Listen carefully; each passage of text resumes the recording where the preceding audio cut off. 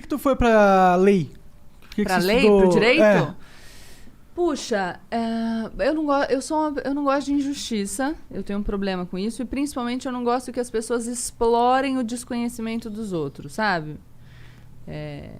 Então acho que eu pensei em ajudar de alguma maneira, eu sempre gostei muito de falar, eu fui um pouco pela psicologia também, então eu lembro de ter no ensino médio uma matéria que era psicologia social, e aí vou um pouco pela criminologia, meu trabalho tem muito a ver com isso, de entender como as pessoas funcionam, na comunicação eu trabalho com isso também. E aí foi um pouco porque, vamos ver, eu pensei em prestar jornalismo também, sabia? No final tava...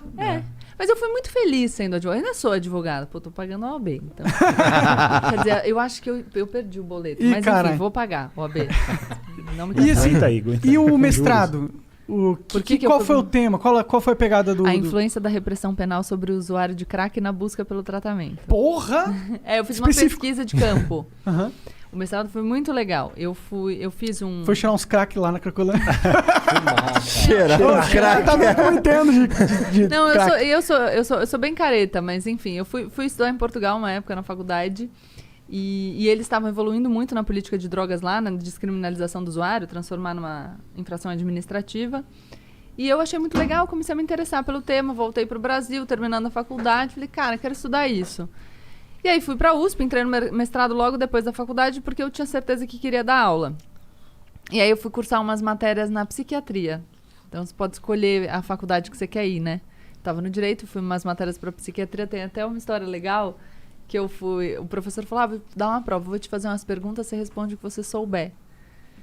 E ele me entregou pela primeira vez na vida, eu não sabia nada. E eu cheguei e falei, professor, eu tenho um talento que é enrolar.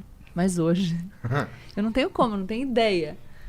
E eu falei, você quer que eu vá embora? Ele, não, fica aí. E aí eu comecei a estudar e foi isso. E qual que é a conclusão? Como que o Estado fode os cracudos? Falei pra ele que eu queria falar disso. Então, de diversas maneiras. Né? Você quer saber sobre o porte... Acho que a questão das drogas é uma questão muito complexa. Vou falar disso aí, da gente para de falar de assunto cabeçudo. Daqui a pouco o povo vai desligar. Falar, porra, papo chato dessa mulher.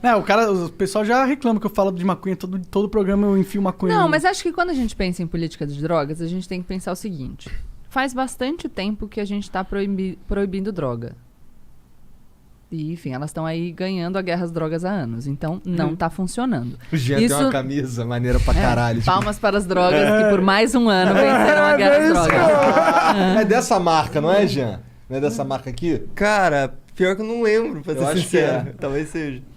Então, acho que esse é um indicativo, não de que as pessoas precisem concordar com a minha proposta, mas de que a gente precisa pensar. Porque se a gente está fazendo um negócio por tanto tempo e o negócio não está funcionando como a gente quer, a gente precisa pensar.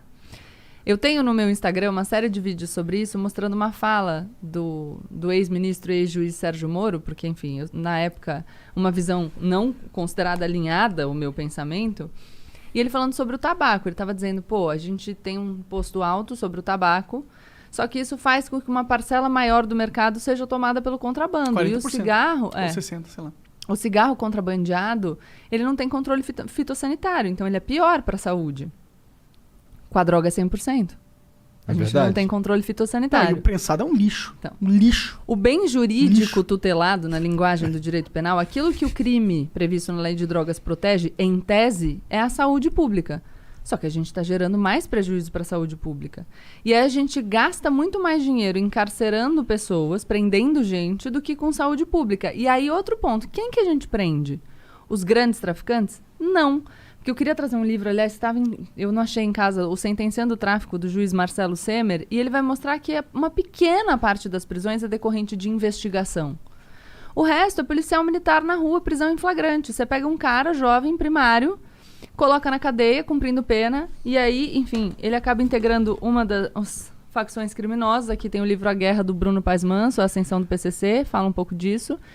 E você perde essa pessoa. Então, você, achando que você está combatendo violência, você acaba produzindo mais violência. É um contrassenso à política. Você dá material humano pro tráfico. Exatamente. Né? Porque o cara vai pra cadeia, já tem a ficha suja. Então, a questão é, a gente precisa pensar. Outra coisa, tempo de polícia.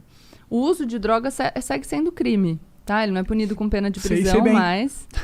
Já fui algemado, já fui pra cadeia. E você tem que assinar o termo circunstanciado, né? O Igor foi lá na DENARC comigo, porque a gente, né... Pior que e estamos sendo investigados pelo DENARC. Estão sendo investigados? Por quê? Porque a gente fuma Monark tabaco fuma o base orgânico. dele. Mas aí você percebe? E, então, todo um dinheiro, gasto Usuário, público direcionado para isso... É incentivo, talvez. Gasto público direcionado para isso, enquanto a gente não consegue punir nem 10% dos homicídios no Brasil. Bom, não tem uma estatística que 40% das pessoas que estão presas não foram julgadas ainda? Muitas das pessoas... Não é meio absurdo isso? Pra mim parece um absurdo, crime contra a humanidade isso aí. É um absurdo isso, mas aí a gente tá falando de uma outra questão. Claro. Que tem a ver com lei de drogas também, porque a maioria dos presos em flagrante permanece preso, então tá preso cautelarmente até o final do processo. Mas se a gente pensar em total de população carcerária, você vai ter mais de 40% de presos por crimes relacionados a drogas, você tem na população carcerária feminina 60%. E, de novo, não é o grande traficante. Então, é uma peça substituível. Sim. O que eu tô falando nós estamos gastando dinheiro, Enxugando a gente está gelo. gastando tempo de polícia e não está produzindo resultados. Então, a única coisa que eu enfim, defendo é que a gente pense com racionalidade. Cara, bora debater. Não precisa concordar comigo não, cara, mas não tá funcionando. Só que sem medo, não adianta a gente debater, tipo, não posso falar sobre esse assunto, porque a gente não sai do lugar. Bom, a gente conversando com o Eduardo Bolsonaro sobre essas paradas aí, ele disse que a principal razão pra ele ser... Não sei se era a principal razão, mas uma das razões pra ele ser contra, tipo, legalização ou descriminalização era que ia botar na rua um monte de gente, porque o cara não pode ficar preso por conta dessa parada de um crime que nem existe mais. Abolício crimes. E aí ele falou também que... Mas aí a questão é... Olha, eu sou contra a descriminalização porque vai botar na rua pessoas. Então você é contra a descriminalização porque você é contra que essas pessoas fiquem na rua, ponto. Porque se você acha que o crime não deveria existir, não te interessa o pretérito. E aí vem então, o que ele falou depois. O que ele falou depois é o seguinte, muito mais... Por exemplo, às vezes a gente pega... Não tô falando que eu concordo, beleza? Tô relatando. Claro. Ele disse que às vezes a gente pega um cara que cometeu outros crimes e a gente consegue prender ele porque ele tava com droga. E aí a gente consegue botar ele na cadeia. Então, às Caralho, vezes... mas... Não, desculpa, o cara tá falando. O Estado é ineficiente e não consegue fazer o que a gente tem que fazer, então a gente precisa dar um jeitinho, um jeitinho que a gente... Cara, mas aí desculpa, gente. A falha do argumento tá nele mesmo, nos dois. Sim. Não faz nenhum sentido. Então, mas aí a gente foi conversando sobre isso um tempo e não avançamos.